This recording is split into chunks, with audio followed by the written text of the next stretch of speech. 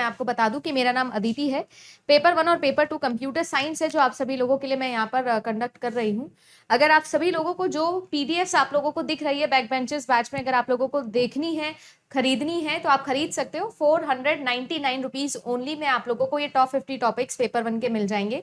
अगर आप लोगों को पेपर 2 के नोट्स चाहिए तो हैंड रिटन नोट्स, आपके प्रिंटेड नोट्स घर पर आ जाएंगे, या फिर आप लोग ई नोट्स भी बाय कर सकते हो जो कि पीडीएफ है, ये भी आप लोगों के सामने अभी अवेलेबल है। टेस्ट सीरीज आप सब लोग जानते हो कि सबसे इंपॉर्टेंट चीज इस वक्त जो आप लोगों की तैयारी में हो सकती है वो आप लोगों की टेस्ट सीरीज है। तो आपके पास में 21 टोटल टेस्ट हैं जो आप लोग ले सकते हो। ओनली पेपर 1 के भी ले सकते हो, पेपर 1 प्लस पेपर 2 के भी आप लोग ले सकते हो। अपने दिमाग में सबसे पहले तो अपने लिए थोड़ी रिस्पेक्ट गेन करना जरूरी है और थोड़ा बहुत पॉजिटिव एटीट्यूड खुद को देने की जरूरत है। वो पॉजिटिव वाइब खुद को देने की जरूरत है। क्यों? क्योंकि यार अगर आपने मिनिमम, मैं ये कह रही हूं कि अगर आपने मिनिमम 100 टॉपिक्स भी पढ़े हैं ना, 100 टॉपिक्स पेपर 1 और पेपर 2 को मिला के, तो भी मैं ये कहती हूं कि ये पॉसिबल है। अगर आपने 100 टॉपिक्स भी पढ़े हैं ना, तो मैं आपको ये कहती हूँ कि ये पॉसिबल है। क्यों? ये 100 टॉपिक में से 70% वो टॉपिक्स होंगे जो आपके एग्जाम में 100% आते होंगे। भले ही आपने पेड कोर्स से पढ़ा हो, भले ही आपने फ्री कोर्स से पढ़ा हो, भले ही आपने किसी भी कोर्स से पढ़ा हो। तो मैं ऐसा मानती हूं कि 100 टॉपिक तो ऐसे हैं जो मैंने पढ़े हैं, और अगर वो 100 टॉपिक्स जो मैंने पढ़े हैं बस मैं उन्हें ढंग से अप्लाई करके आ गई, क्योंकि कल एक चीज याद रखना कि मैं एक्सपेक्ट करने बोल रही हूं आपको कि आपके जो क्वेश्चंस है वो स्टेटमेंट में आएंगे, हमारे जो क्वेश्चंस है वो एमएसओ में आएंगे, हमारे जो क्वेश्चंस है वो मैच द कॉलम में आएंगे। तो ये तो जाहिर सी बात है कि क्वेश्चन में मैं जितना पॉजिटिव रह के या जितना काम होके क्वेश्चंस को पढ़ूंगी उतने ही अच्छे से जो ये 100 टॉपिक भी अगर मैंने पढ़े मिनिमम, उनका कॉन्सेप्ट जो है वो मैं अप्लाई कर पाऊंगी। नहीं तो पैनिक के चक्कर में इस पे सारी गड़बड़ हो जाएगी। बात यह आ जाती है कि मैम स्टेटमेंट वाला क्वेश्चन, मल्टीपल सिलेक्शन ऑप्शन या मैच द कॉलम वाले क्वेश्चंस है, इनमें टाइम लगता है क्योंकि इसको रीड करना होता है। तो क्वेश्चन को 2 बार ध्यान से पढ़ेंगे और उसके बाद में लगाएंगे चॉइस एलिमिनेशन। मेरा बस एक ही रिक्वेस्ट है, प्रेजेंस ऑफ माइंड रख के पेपर को सॉल्व करना है। पैनिक बिल्कुल नहीं होना है, भले ही कितना ही टेक्निकल इशू आए या स्टार्टिंग के 10 क्वेश्चन बिल्कुल भी समझ भी नहीं आए कि कहां से आए हैं। मैं बोल रही हूँ कोई इशू नहीं, क्योंकि हर बार एनटीए हमारे साथ ऐसा गेम खेलता है कंप्यूटर साइंस वालों के लिए। शुरू में ऐसे क्वेश्चंस डालता है जो थोड़े कॉम्प्लिकेटेड होते हैं या थोड़े कंफ्यूजिंग होते हैं, चला के कि बच्चा जो है वो पैनिक में ही आधा पेपर तो गलत कर दे। तो मेरी तो यही छोटी सी आप लोगों को एडवाइस है कि पैनिक मत करना। अगर आपको लगे कि शुरू के 10 क्वेश्चन भी नहीं आते तो भी कोई बात नहीं, 11वें क्वेश्चन को बिल्कुल उसी इंटेंसिटी और उसी पॉजिटिव इंटेंट के साथ पढ़ना कि यार मैंने पढ़ा है। क्योंकि मैं कह रही हूं 100 क्वेश्चन 150 क्वेश्चन में से मैं तो 50 क्वेश्चन भी बोल सकती हूँ कि छोड़ दो, नहीं आ रहे कुछ भी लगाया ना, जय माता दी बी करे ना, कोई टेंशन नहीं। कभी कभी क्या होता है, मैं पढ़ के तो बहुत सारा जाती हूँ बट मैं उस बहुत सारी चीज को वहां पे अप्लाई नहीं करके आती उन 150 क्वेश्चन के ऊपर। At the end of the day तो आप कितना भी पढ़े हो, 2 साल से पढ़ रहे हो, पर करने तो मुझे वो 150 क्वेश्चन ही है। अब वो 150 क्वेश्चन कहां से आएंगे वो मेरे को कैसे पता? मुझे नहीं पता। हाँ, बस मुझे ये पता है मैम कि कुछ सर्टेन टॉपिक्स है जो मैंने पढ़े हैं, उन टॉपिक्स का कॉन्सेप्ट मैंने समझा है। तो उस टॉपिक से रिलेटेड अगर कोई भी स्टेटमेंट आ जाता है, कोई भी मैच द कॉलम आता है, कोई भी मल्टीपल सिलेक्शन ऑप्शन क्वेश्चन आता है, so I should be able to read it, approach it correctly, apply the concept जो मैंने पढ़ा है और उसके बाद मैं आंसर लगा के आ जाऊं। इतना मेरा टास्क है। उसके बाद आप छोड़ दो भाई, उसके बाद तो ना मेरे हाथ में कोई चीज ना आपके। मेरे हाथ में पढ़ाना था, आपके हाथ में पढ़ना था और एग्जाम के अंदर अप्लाई करके आना था। उसके बाद जो भी रिजल्ट होगी वो हमारी किस्मत है भैया। उसके बाद ओम नमः शिवाय है।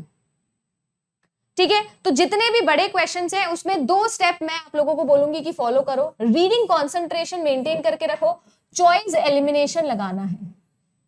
ठीक है, रीडिंग कॉन्सेंट्रेशन तभी हाई होगी जब आपका एक पॉजिटिव इंटेंट होगा पेपर सॉल्व करने का, और दूसरा पैनिक नहीं होना है।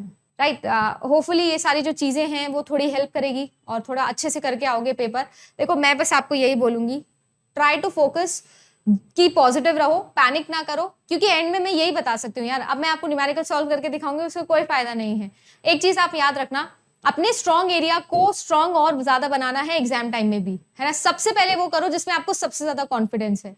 अब उसके बाद में बात आ जाती है कि मैम अगर मान लो कि मैंने ऐसे करा, पहला क्वेश्चन नहीं आया, दूसरा नहीं आया, तीसरा नहीं आया, चौथा नहीं आया, मैम ऐसे 10 क्वेश्चन नहीं आए, कोई बात नहीं, कोई बात नहीं। 11th क्वेश्चन पे जाओ, डेफिनेटली आपको कुछ ना कुछ आएगा।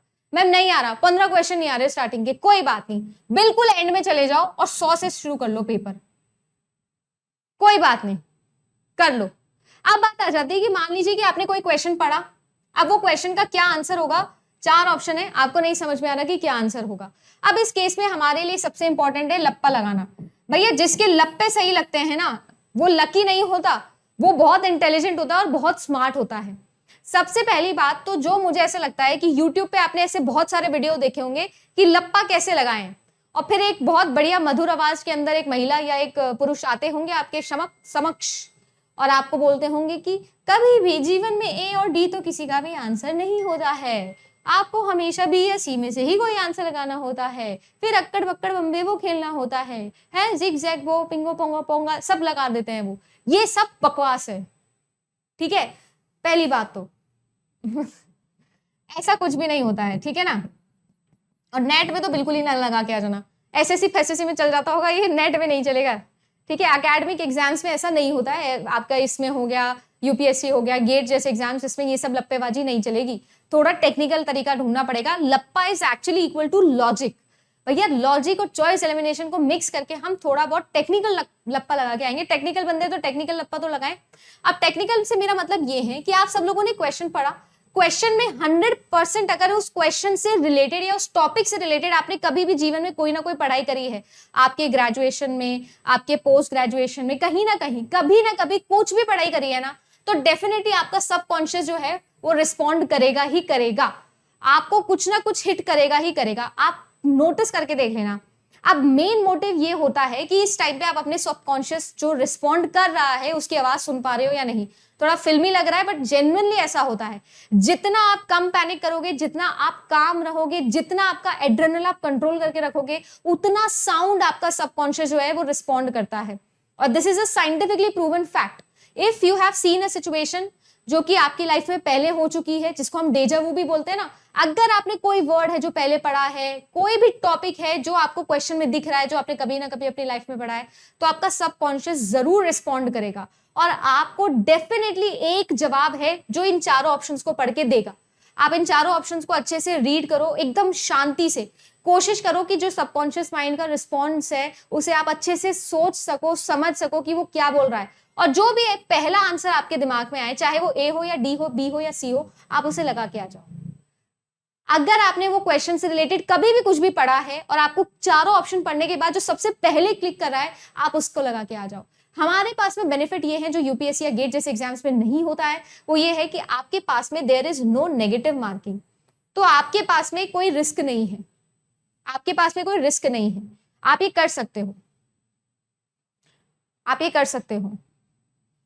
नहीं, यहाँ पे ऐसा नहीं करना है, ठीक है ना। इसीलिए कहते हैं नेगेटिव मार्किंग में लप्पेबाजी नहीं चलती है। नेगेटिव मार्किंग वाले एग्जाम्स में ज्यादा लप्पेबाजी नहीं, बना हीरो नहीं बनना होता, इनमें भी हीरो नहीं बनना है ना। पता चले कि मैम आपने ऐसे सिखाया था, हमने 100 के 100 क्वेश्चन में सबकॉन्शियस की सुन ली, मैं सच्ची बता रही हूँ वहीं आके पिटाई लगाऊंगी, ठीक है। 100 के 100 क्वेश्चन में अगर सबकॉन्शियस माइंड की सुनने की जरूरत पड़ गई ना, तो एक काम करना, बीच में उठ के आ जाना और नए वाले कोर्स में एनरोल हो जाना। इसका मतलब ये है कि आपने और मैंने कोई पढ़ाई नहीं करी है, अब हमको अगली बार के लिए फिर से पढ़ाई करनी है। बट डेफिनेटली ऐसा होगा कि कुछ 10 से 15 क्वेश्चंस, मैं तो मान के चल रही हूँ मैक्सिमम 15-20 क्वेश्चन ऐसे होंगे आपके पेपर 2 में भी कि जो आपको आपके सबकॉन्शियस से ही आंसर करके आने होंगे, ठीक है। तो उसमें ये अप्लाई कर सकते हो आप।